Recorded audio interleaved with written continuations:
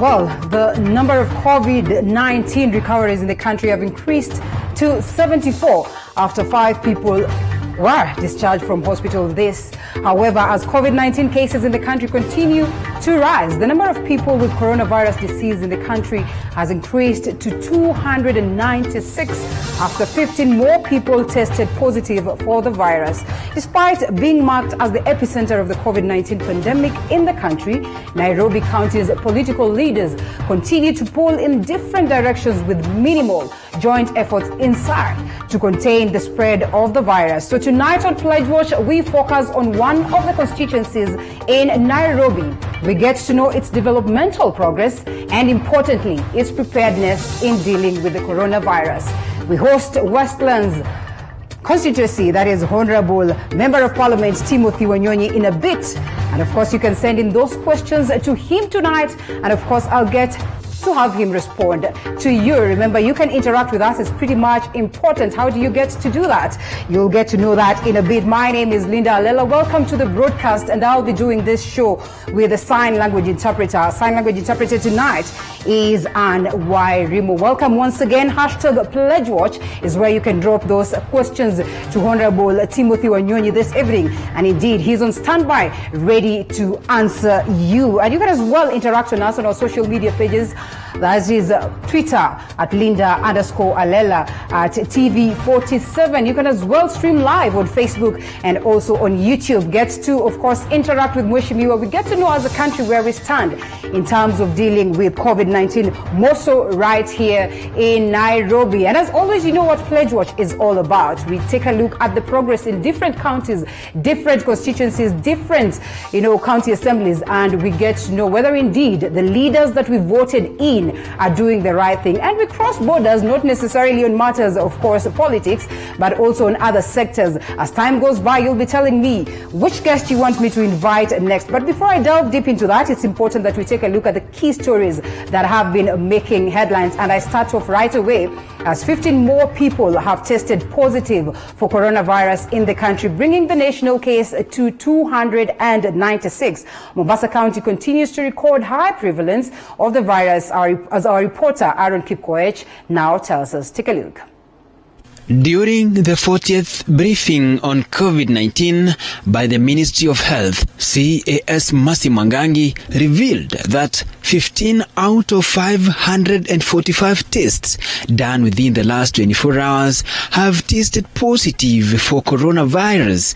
7 cases are from Mombasa, 6 in Nairobi, and 2 cases were recorded in Mandera County, pushing the national tally to 296 cases. None have any history of recent travel. With regard to gender, 7 are males, 8 are females. The 15 are aged between 19 to 75 years of age. 6 are from our quarantine centers, and 9 were picked up by our surveillance teams. The health CAS says that young people have been taking this disease for granted with a misguided notion that they overcome it since they have a strong immunity. That there are some of us who continue to disobey the measures and regulations announced by the government. I would like to remind you that we are in a war situation against an enemy that is not a respecter of age, status, gender, race, and religion. Some of our young people are deliberately breaking curfew regulations due to the false belief that they cannot catch this disease. And we would like to remind you young people, including myself, that we are actually able and susceptible to get this disease. Mwangangi revealed that Safaricom has launched a 3-month program to give medics airtime and data bundles for free to ease the access of information on fighting the deadly and highly contagious virus. Let me also acknowledge the contribution of mobile network providers, and in particular our national carrier Safaricom. Through its foundation and other donations that have come so far, they've contributed close to 10 million Kenya shillings for thermal scanners. They've also helped us in expanding our screening capability. Citizens are warned that they must follow the measures put in place by the Ministry of Health to avoid fanning the spread of coronavirus. According to World Health Organization, currently there is no specific cure for coronavirus disease, and everybody is advised to follow the measures put in place to avoid contracting the virus. Aaron Kipkoech, TV47, Nairobi. Thank you, Aaron, for that story. And now crossing over to the corridors of justice, the judiciary has resolved to suspend open court sessions indefinitely in keeping with the severity of the COVID-19 pandemic. Chief Justice David Maraga says that it will not be prudent to have court sessions this time, as it would pose a health risk to both court staff, litigants and the accused.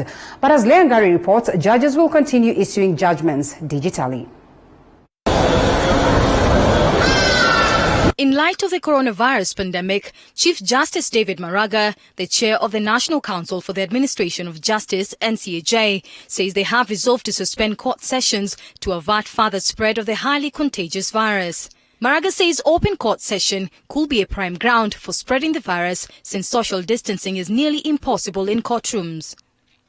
We have come to the conclusion that while it is prudent to upscale court activities, it will not be wise to have open court sessions at this time. We must, however, emphasize that this does not mean that the courts have closed down, as some are wont to claim. Court operations have never and will never be closed. In its last meeting, the National Council on the Administration of Justice had agreed to resume court sessions this week in compliance with the guidelines of the Ministry of Health. But in order to fully comply with the guidelines, the Council decided to downscale court activities. Maraga on Tuesday also maintained a previous position that only cases that do not need a mention will be heard in the interim, with those that require mention being deferred to a later date. The proceedings can only be conducted remotely through increased use of technology, since allowing courtroom interactions would be inimical to the interests of Kenyans, as it would greatly endanger public safety. Consultations with the Ministry of Health will continue, and we will keep reviewing the situation. We have put off literally all the cases requiring court appearance, and we know that's building the backlog, but there is really nothing we can do in the circumstances. What we are doing is we are concentrating on those cases which do not require court attendance of witnesses, such as applications and appeals, so that we get them out of the way. Come the time we are able to resume, then we concentrate on the ones that we have put aside. Other court services that shall continue to be offered include plea taking and urgent criminal hearings, while minor offenders will be released on bond or bail terms. Filing of urgent matters and pleadings in civil matters will be done electronically, except in exceptional circumstances. Leangari for TV47. Well, remember, you can trust TV47 to update you on technically what is happening in the world of news, but not to delve much into that. I think it's important that we cross over to the business of the day. Second-term Westlands Constituency Member of Parliament Timothy Wanyonyi, who is also the director of the Kenya Paraplegic Organization, joins us tonight for Pledge Watch. But before we engage him, let's first take you through a quick view of Westlands. And of course, there you go. That is Timothy Wanyonyi, the Member of Parliament, Westlands Constituency, serving his second term, like I had said. And of course, he's the guest tonight. Like we said, it's important that you ask him those candid questions. The people of Westlands are waiting. Right now at this particular time when we are dealing with COVID-19 as a country. But most importantly, let's take you through the map of Westlands right here, just updating you on the constituency and the number of course, county assemblies that we are talking about, or what, the Member of Parliament represents. As you can see, we have the ward, Kitusuru, Parklands, High Ridge, Karura, Kangemi, Mountain View. The number of population that it has: Kitusuru 31,202, Parklands 38,344, Karura 26,456, Kangemi 45,564, Mountain View 36,126. And of course, the representatives of the County Assembly: Alvin Elango Pala ODM represents Kitusuru, Jeffa Abdulwab Habhab Kassam, who's of course under ODM party, represents Parklands. Kamau Thuo Fiu Nifiu, TNA, represents Karura. Peter Bukindu Usuha, ODM, represents Kangemi. And Beatrice Kwamboka Makori, ODM, Mountain View. We get to know whether indeed they're working currently or they're working in tandem with the Member of Parliament and the county government at large towards ensuring that indeed the people of Westlands constituency are well represented. So indeed it's going to be a very good show, and it is important that you equally interact with us, like I said earlier on, hashtag Pledge Watch. And of course, the numbers at the bottom right of your screen are the numbers that you can call or send in your messages right away. Mheshimiwa, good evening. Good evening to you. Thank you so much for your time. Thank you for having me. Yes, and while the country is battling with the pandemic, that is COVID-19 coronavirus, we also say that it's important that sometimes, much as things are not business as usual, it's also very important that we do not overlook key issues that need to be discussed. Hence, the reason why this night we want to focus much on the development level of Westlands, a constituency, even as we take a look at how much prepared you are in dealing with COVID-19. Thank you very much. First of all, I would like to correct the names of the MCAs you have read. All right. Most of them are former MCAs, except one. The changes. Except one. Give us the list. I think it's necessary that we get the list. Yes, because then after the first session, a majority of MCAs was scrapped off. The first, the only MCA you got right is the MCA for Kitasuru. We've lost you, Mheshimiwa. Hello, you can hear me? You're back. Yeah. Alvin Balabala is the MCA who's for the current Kitasuru. one.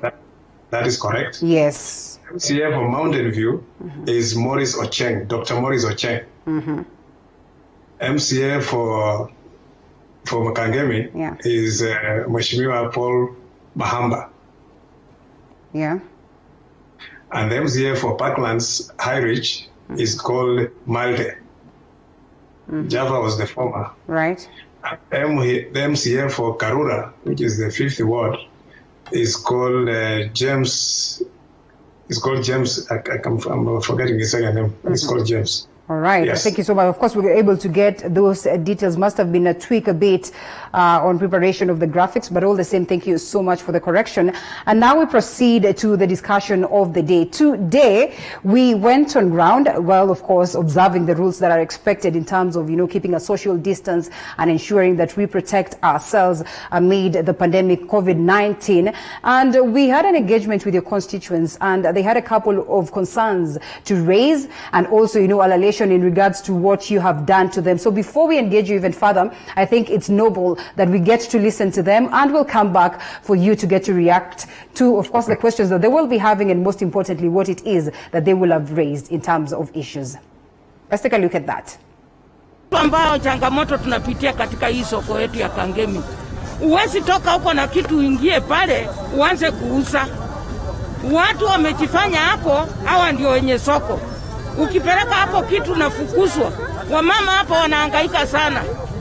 Siku ya leo wamepigwa hapa viboko wakiwa wanaambia watoka hapo. Na hakuna mahali wanaenda kuuzia hiyo vitu zao. Na kama ukiwa wewe ndio mwenye wholesale, ukiuzia hao watu ndio watapata customer ndio wauzie wengine. Nafikiri soko ya Westlands imekaa sana bila kufunguliwa. Hapo wanafaa kuchangamka na ilisha kitambo. Alafu kidogo tumebaki tu kidogo ni angalia wananchi wa chini kabisa. And yes, Mheshimiwa, this is about Kangemi market and the situation that was there today. And, the markets, sort of these traders sort of faced the wrath of the laws or the lawmakers, or well, not the lawmakers, but of course the askaris, in regards to the fact that they were not able to observe the social distance, which is key right now as it stands. And then the biggest question would be, why, of course, this push and pull by the government? I mean, what are you doing towards ensuring that these traders are able to get proper and standard open air markets, so that at least, it will almost be an automatic move to even, get this social distance aspect?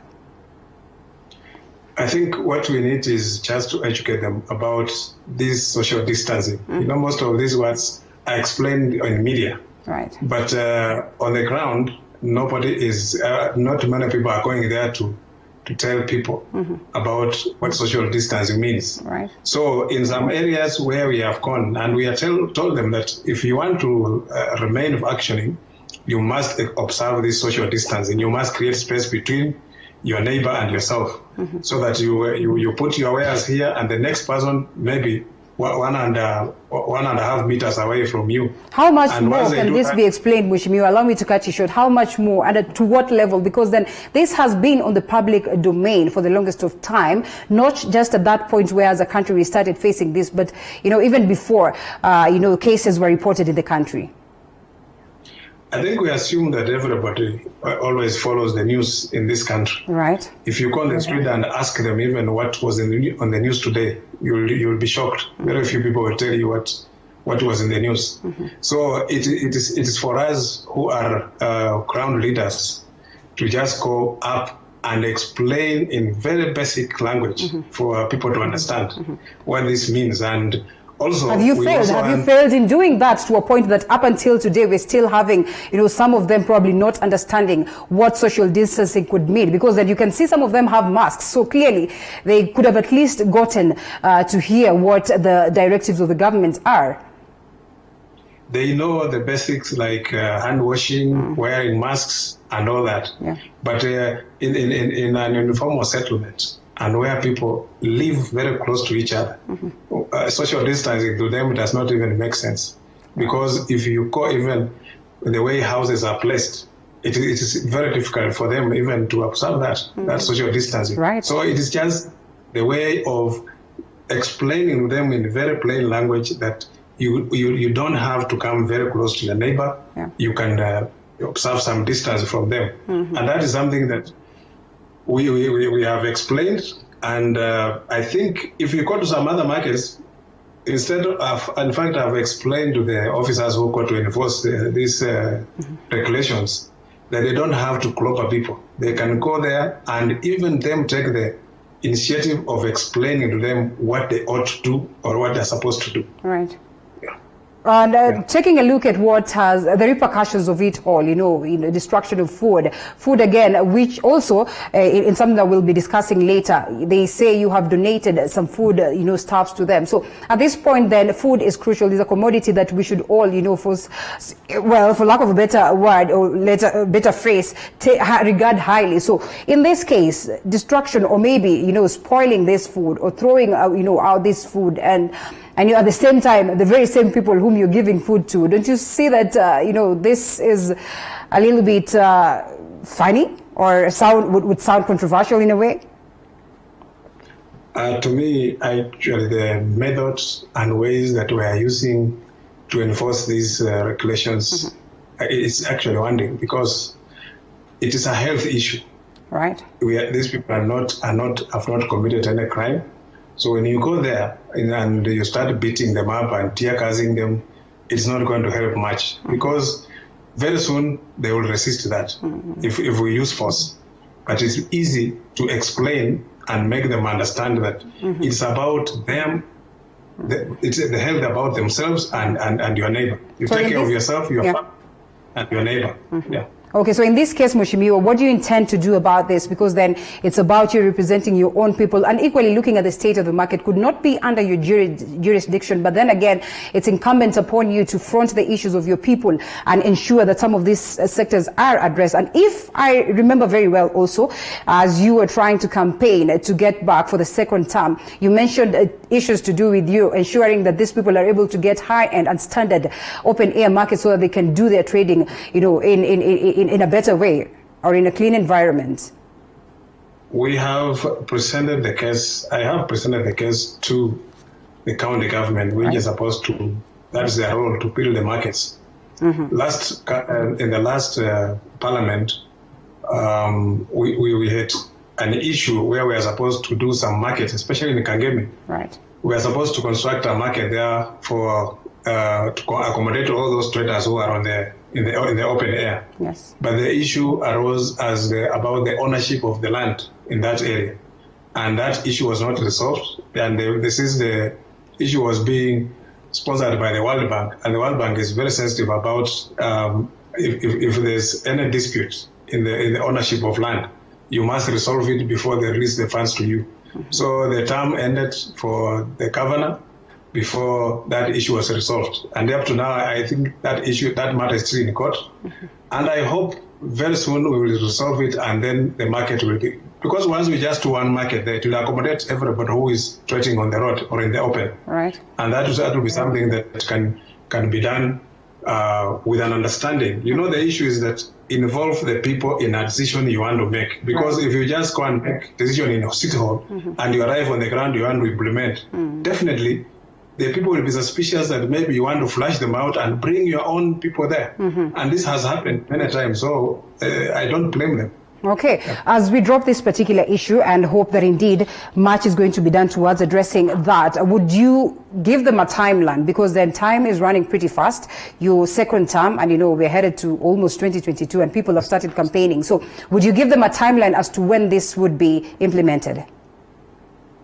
I wish I could, because with this COVID-19 lockdown, right. I think they have a lot of plans. You see, like all developmental projects have stalled, they have been stopped. So until we are over this thing, then we can maybe talk about how do we fast track to going forward to start doing development plans. Because as it is now, it will be difficult even to make developmental decisions, without having resolved the issue of this COVID-19. All right. Okay, speaking of COVID-19, it is key that we get to know how prepared you are in terms of dealing with this at the level of the constituency. But before you delve deep into explaining that, I think it's also important that, again, we go back to the ground and see what it is some of the people were talking about, this distribution of food, donations that are coming on board from the government and also from the members of parliament. So let's take a look at what they had to say, and then we come back to you, Mheshimiwa. Sasa mimi ningependea kuuliza Wanyonyi kama wakati wa kupeanwa chakula kuna wenye wanapewa wengine hawapewi. Sasa angalie awe mwangalifu katika watu wake wale wanahudumia upande wake. Awe anaangalia watu wote, si kupea wengine.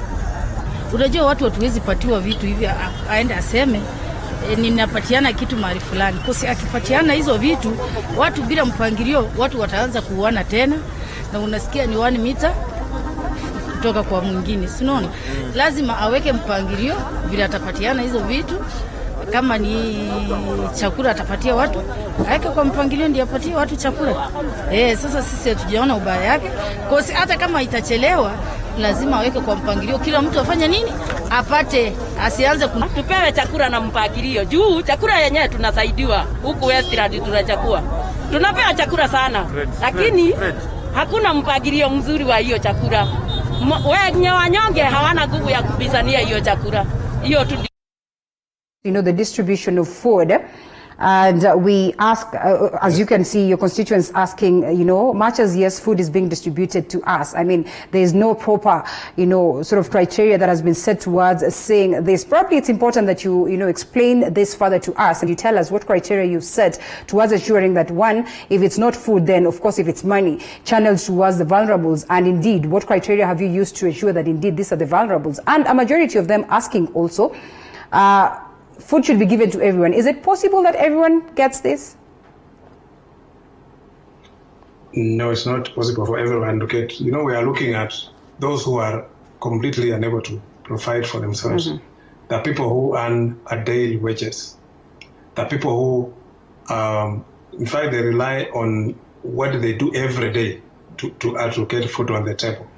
And since we have already done mapping in the whole of the constituency, and we know where everybody is, and when we start from my end, when I go distributing food, which I'm going to do very soon, right, I will reach out to everybody, and we are not going to allow anybody to come out to queue or to gather in a place waiting for food. We will deliver food at their doorsteps. All right, and we have the addresses. So I will just urge people that if you hear we are coming, please wait in your house. Don't come out. Mheshimiwa, don't go on the street.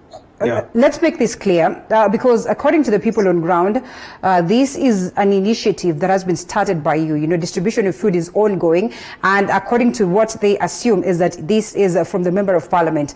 Are you telling us that you've not started that initiative just yet, or indeed it is an initiative from your office? We are partners. We have partners with other people. All right. So there are people who are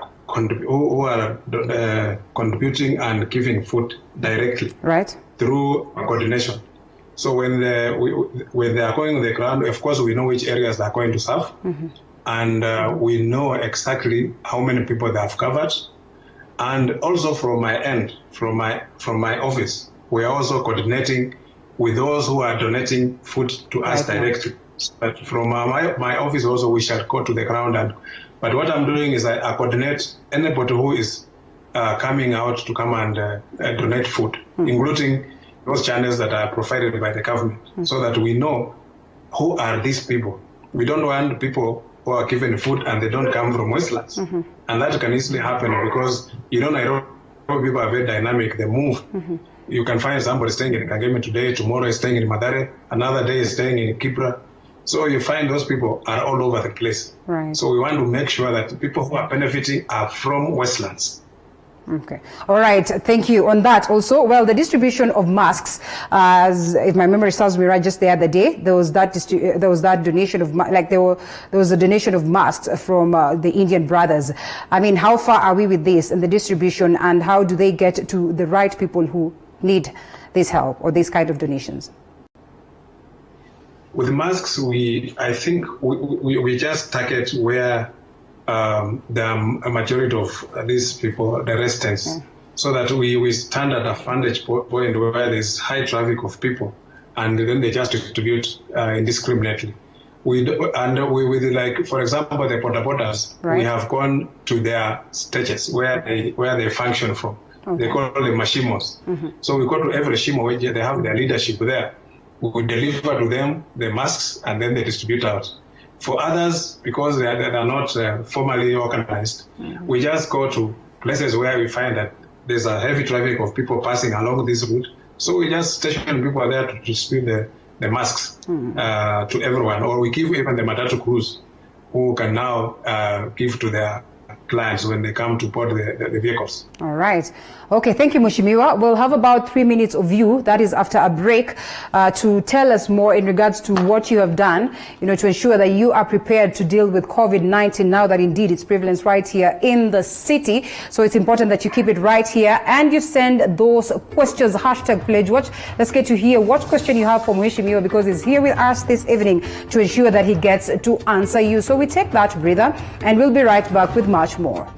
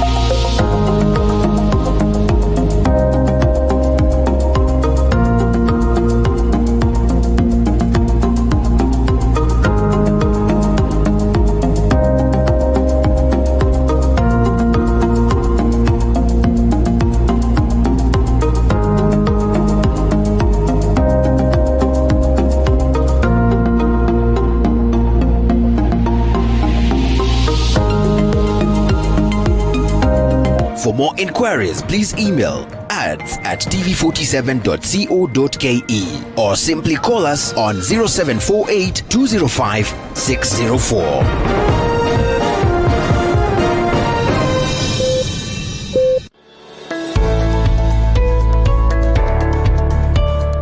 My name is Sujata Kotam Raju. I am the National General Secretary of Hindu Council of Kenya. Namaskar to my dear sisters and brothers. Now this is the time everyone will have to take the responsibility to fight against this virus, not to spread further in this country.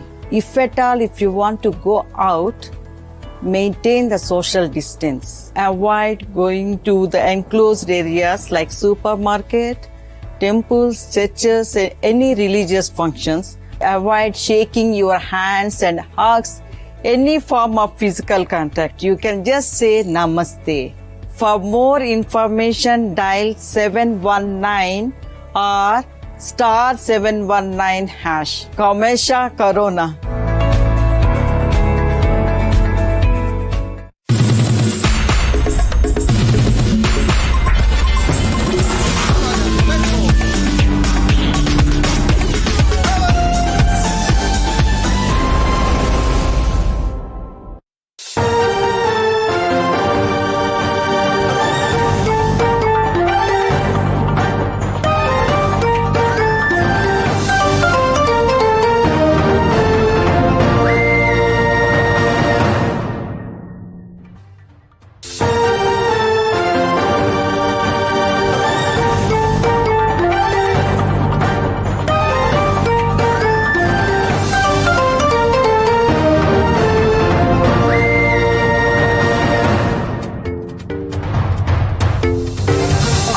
Back to the broadcast, and indeed the program is Pledge Watch. We have Timothy Wanyonyi, or Honorable Timothy Wanyonyi, who's the Member of Parliament, Westlands Constituency, and we put him to task in regards to what he promised his people and most importantly what he's been able to deliver so far, and also as we take a look at the state of preparedness on matters COVID-19. And before we cross over to Mheshimiwa, I think it's important that we listen into this bite, but he will also be responding to, of course, in regards to the situation on ground. His constituents also, echoing their sentiments and, sort of calling upon him to address some of the key issues. So we take a look at this particular bite and we'll be right back with Mheshimiwa to expound more on the same. Kuna wale wana kazi, ndio hiyo, wanataka walipe nyumba. Tungetaka ya kwamba ikiwezekana rais wa Kenya ambaye ni Uhuru Kenyatta, kama anaweza kusikiliza kupitia kwa Wanyonyi ama Wakenya wote, ya kwamba waambie rais watafute suluhu ya kulipisha watu nyumba, watu walipiwe nyumba, wale hawawezi. Manake wengi hawana kazi tunapozungumza sasa. Hata wewe na tena tuko na shida ya manandlord. Manandlord wanafungia watu manyumba, waking'oa milango, wakifanya nini? Saa hizi wamepata nafasi sasa ya kufukuza watu. Kuna mama alifukuzwa juzi kwa mvua. Mama ako na mimba. Mama alienda kwa barabara, karara nje na watoto wake kwa mlango upande ya St. Joseph. Huyo mama alienda kusalia, jana alisalia kwa Karabat, kwa mtaro. Well, as my producer would call it, the pain of rent. Not just the people of Kangemi facing this, not just the people of Westlands are facing this, but of course it's been a conversation that has been ongoing right here in the country. People trying to coerce and push the president to see to it that he would be able to address this issue for the people. But also the landlords on the other side are crying out foul. They're saying that in the event that this is implemented, then it's going to be a tough situation for them. So we come back to you, Mheshimiwa, and rental population is pretty much high in your constituency as it stands today. So there is a possible looming crisis as it stands, not just in, of course, your constituency, but maybe across the country. What are you doing to address this, especially for the people of Kangemi who hold a high population in comparison to the other wards that we have in, Westlands constituency, and also, of course, on the lower end in terms of the aspect of livelihood? I think personally, I have even appealed to the president because he is the only one. He's the only one who can come up with an executive order and issue something requesting the landlords, because they're investors.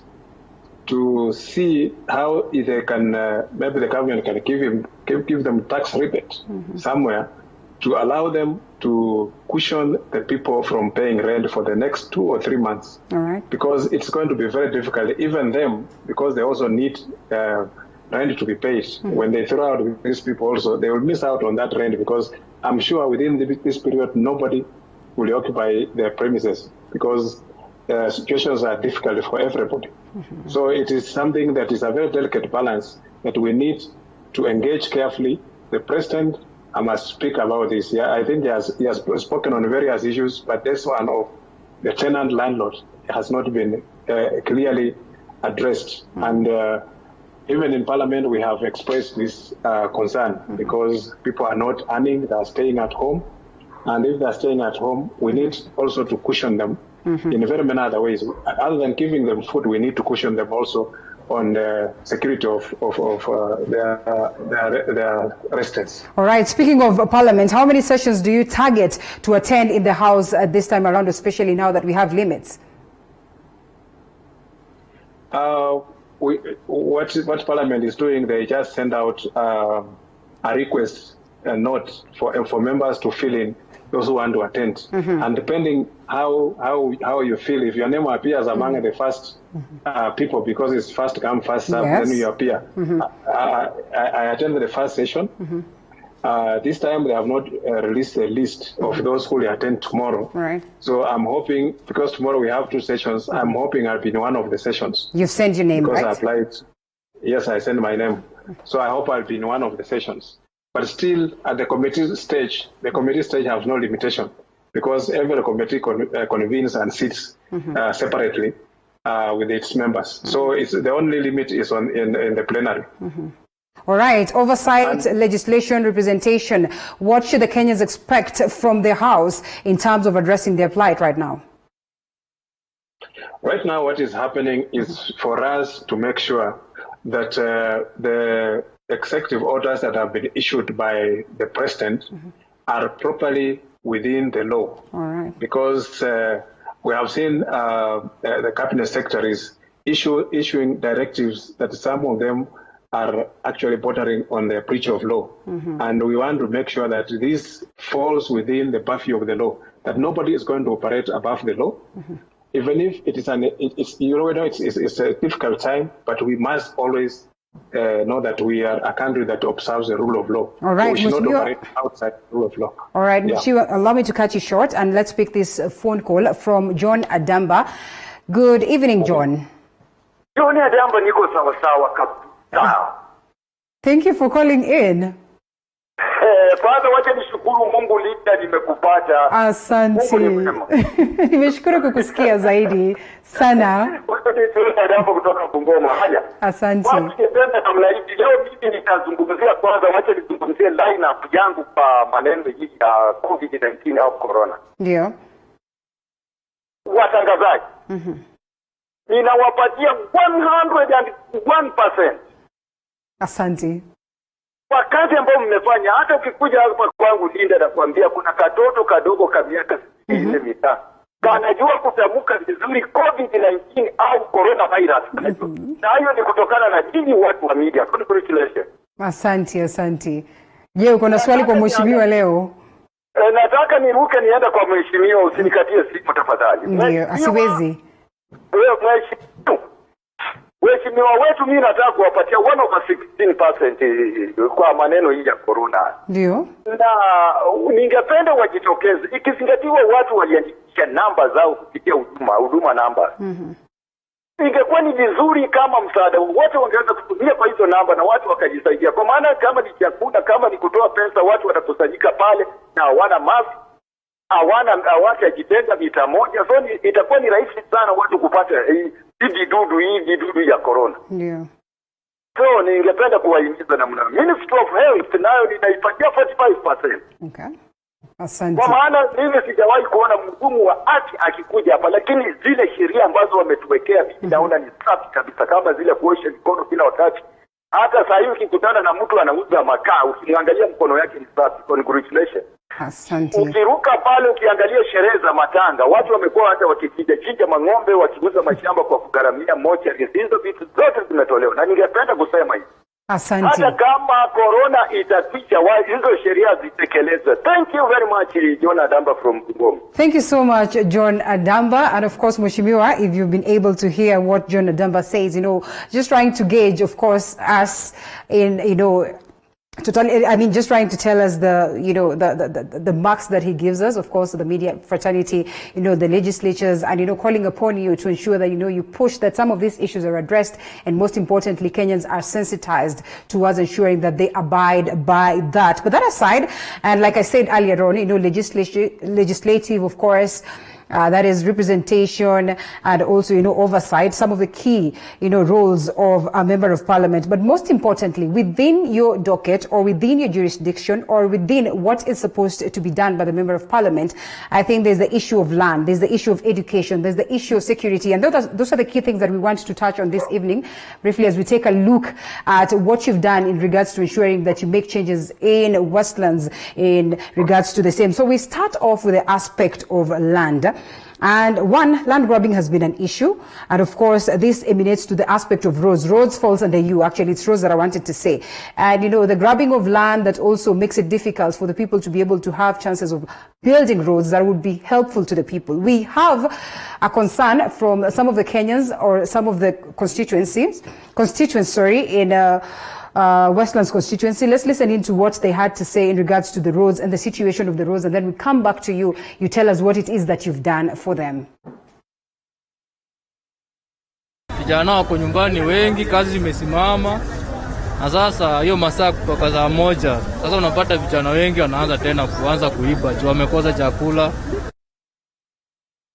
Get a hold of that as we proceed, and of course we'll come back to the same. But Mheshimiwa, if I would remember, because I had listened to the bite before, and they were concerned about Mudhara Road, which they say is in bad state, and a couple of other roads. The aspect of the bypass, around Sarit Center still remains a question. Maybe you can, tell us what it is as the member of parliament you're doing towards ensuring that they get the best of state in, the roads or on the roads.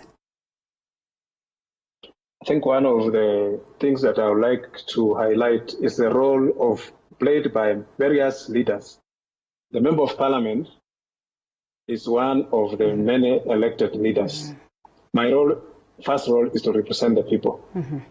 The construction of roads does not squarely fall under my functions. Right. But I have lobbied and I've gotten many roads within Westlands constituency repaired or rehabilitated, and there are those which are being constructed afresh, like that one, the pipers are talking about in Westlands CBD, coming through the Westlands CBD.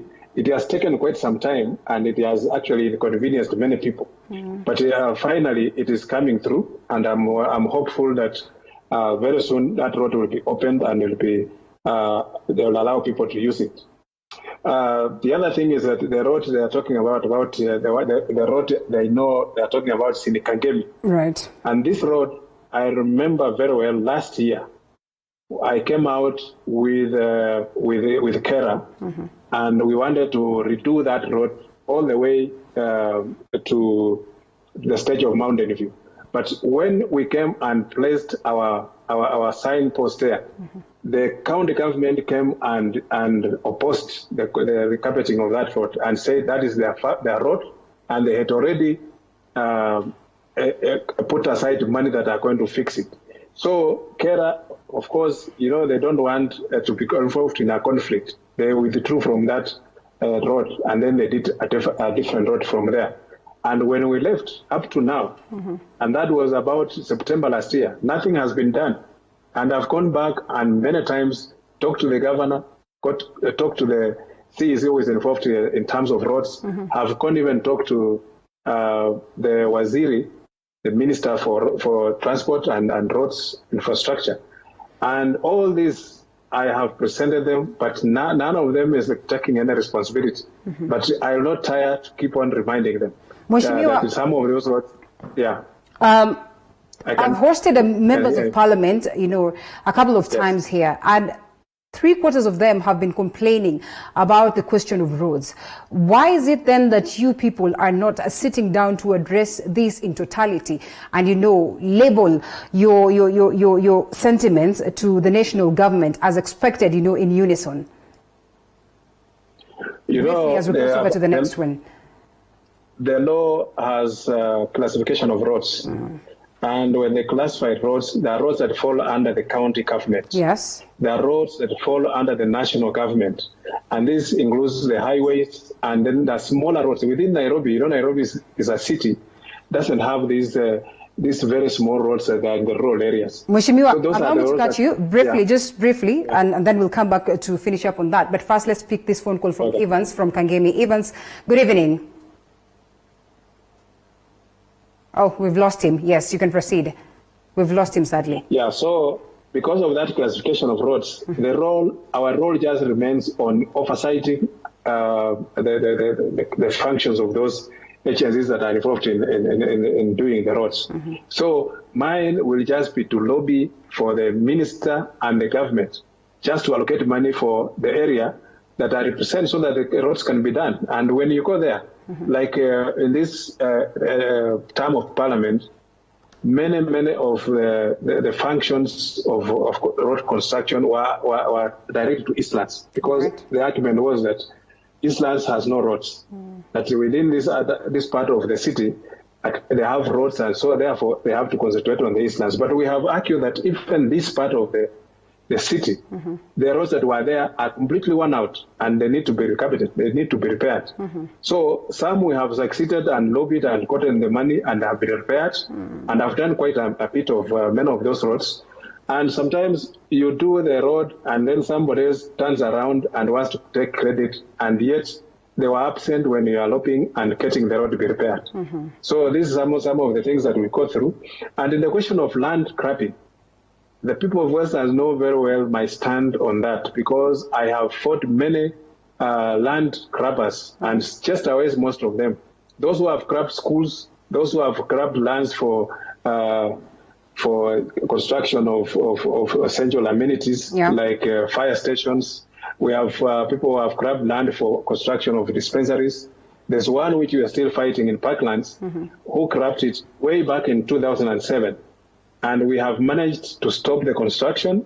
The place is there, but I've also written to the National Land Commission to look into the original issue, ownership of that land, that it's returned back to the public. Yeah. Okay. So that is the problem we are dealing with. Yeah. All right. Well, of course, let me pick this one call from Miriam first, and then we'll be back to you, Mheshimiwa. Good evening, Miriam. Good evening to you. Thank you so much for calling. Let's get to hear what question you have or what you have to say about the program. Okay, mimi naitwa Miriam Wambozi. Ndio, Miriam. From Westlands Constituency. Ndio. Nashukuru kazi yote yenye Mheshimiwa Tima amefanya. Asante. Amesaidia watu, amejaribu pia penye ameweza, amesomesha hadi watoto. Ndio. Lakini watu wamemwangusha ni kama wakina governor. Kozi yeye amepetrol ya kila kitu. Yeye ndiye MCA, yeye ndiye MP na yeye ndio kama gavana wa wananchi. Ndio. Tunamshukuru sana. Asante sana Mheshimiwa. Asante sana Miriam kwa kupiga simu. Mheshimiwa, as you've heard what Miriam has said, well, congratulating you on the good work, and he says that you've picked the roles of almost everyone, that is on top of you and below you, which is commendable. But that aside, and she mentions something to do with matters education, and I think on your very first time you boasted so much in terms of, the achievements that you had been able to get for the people of Westlands constituency in regards to education. How far have you taken it? Have you taken it a notch higher? And especially at this time when we're dealing with COVID-19, what are you doing to the slums children or for the slums children to be able to ensure that they catch up with the others on the leafy suburbs, now that you have 50-50 based on, of course, the areas that you have in Westlands constituency, especially in matters education now that they're on the digital world? I think the most important thing right now is safety of those children. Yeah. That the children are kept, are taken care of, so that they don't veer off and go and join other gangs outside their area, or they go and group together, because we don't know who else has been with them. And when they go out, they might meet people who are already maybe who have been affected by this COVID-19. Maybe they have been with somebody who has infected. So we just want to make sure that the children are safe. While we might say that, Mheshimiwa, while we might say that, remember, there are likelihoods that we would have the examinations, of course, as scheduled. I mean, where does this place them? Some of them who will be sitting for the national examinations.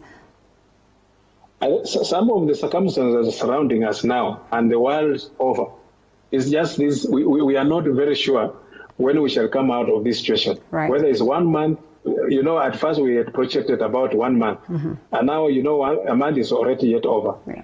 And the schools are supposed to open by 1st of May. Even the CS was talking about it. Are we really there that schools will be open in 1st of May so that children go back to school? Right. And if they open, then we must make sure that children are safe in school. And how do we make sure? Because there are some schools that are so crowded, right? Like especially in my constituency, we have a school that has got over 3,000 children. So how do you make sure that these children are not interacting together, very close together? Because if this thing is going to continue, then the schools might remain closed for a little longer. And not just schools, many other institutions, including higher education centers like universities, colleges, and all that.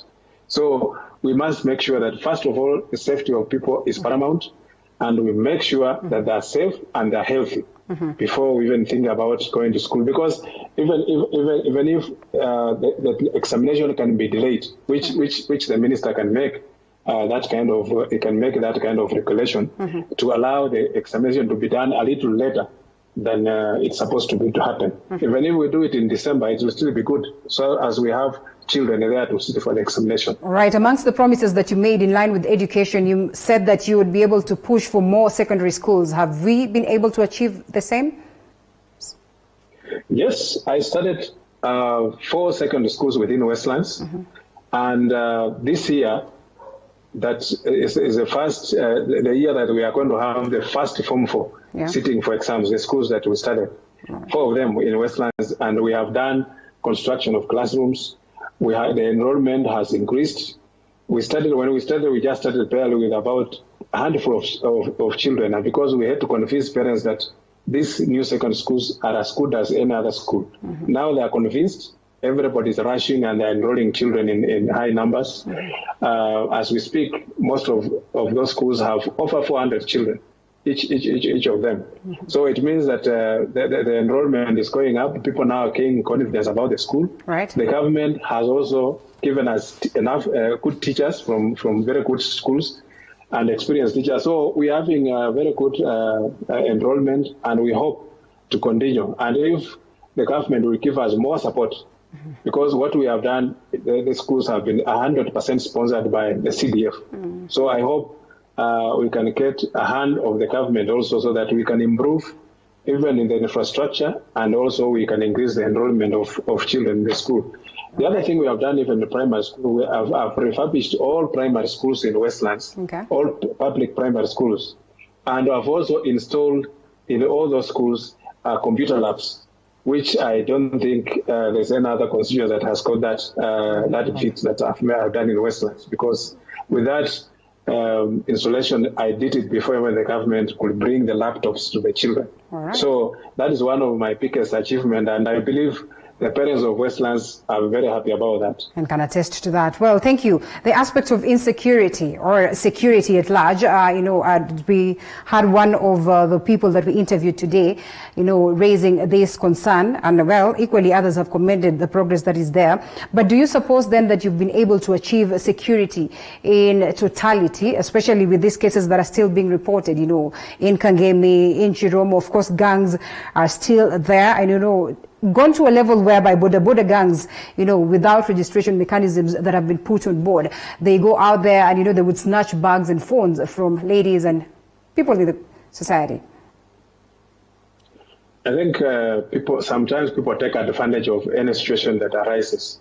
But I can tell you that in Westlands, we have minimized very much. We have not completely 100% over issues of insecurity. But we have done a lot to minimize insecurity in many, many parts of Westlands. When I came, there used to be accusation of these border borders that they were abating criminals to go and commit crime everywhere.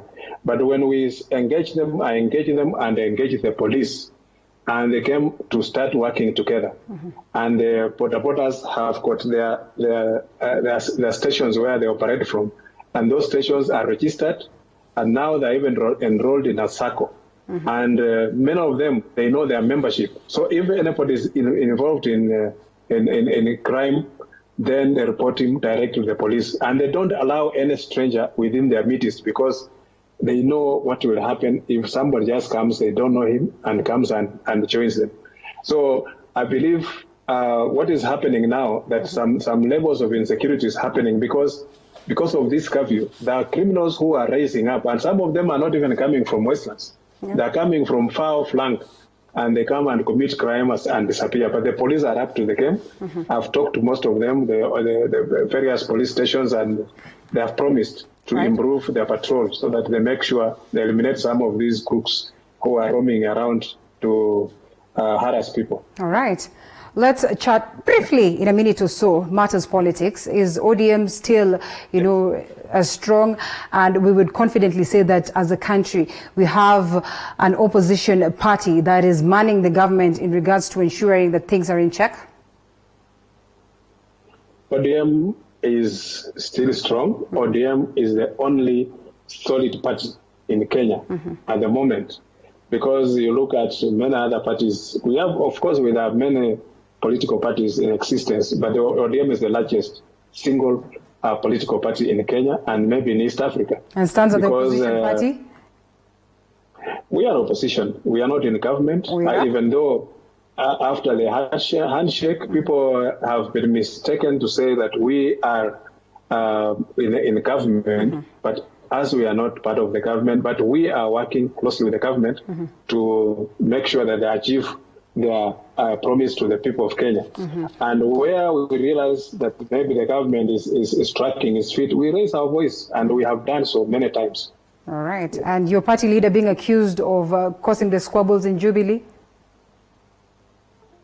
No, when you have a big name like the right honorable Prime Minister, anything that happens, the Prime Minister has been accused of many things. Even when he was in the opposition, he was accused of slowing down a government.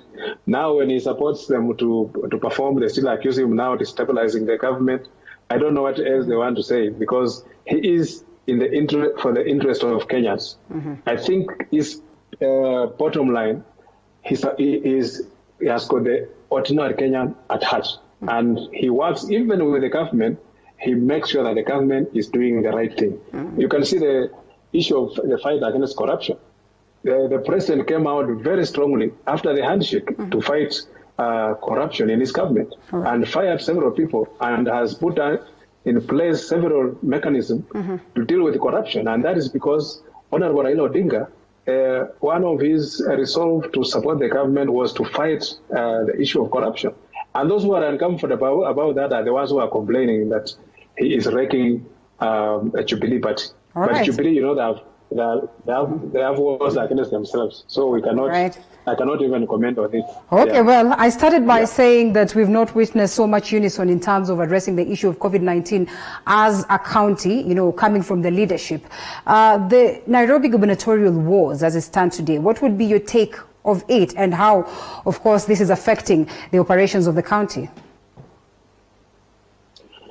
I think as we stand now, even though the governor and the county government ceded to the central government some of the functions of the county government, but the bottom line is that Mike Songo is still the governor of Nairobi. He still has some functions that are still under his guidance. And even with the appointment of the director of Metropolis, I think they will have also to seek to work closely with the county government, because there are some things they cannot do without the county assembly or the county government acknowledging that this issue or maybe the appropriation of funds is done properly.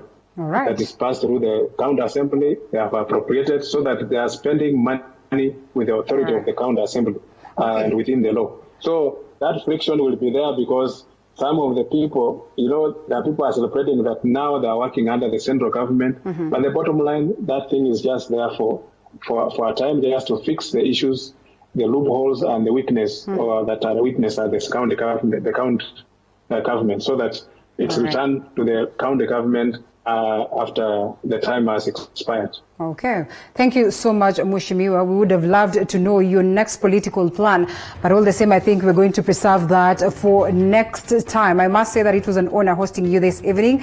And of course, the people of Westlands equally say asante sana. And we're looking forward to have more sessions with you, even as you expound more on the progress of Westlands constituency. Thank you so much for your feedback back at home, and most importantly, for keeping us company right from the start of the show up until now. This is where we close Pledge Watch this evening. And of course, you must be curious, who will we be bringing next? Sylvanus Osoro, that is the Member of Parliament South Mugirango, will be our guest on Tuesday. So indeed, send in those messages and the questions that you would be having for him. We'll get him to answer when we have him on Tuesday. Hashtag Pledge Watch. As always, it's a pleasure to have you. My name is Linda Alela, and the sign language interpreter was none other than Anne Wairumu. Do have a pleasant evening. Once again, Mheshimiwa, asante sana.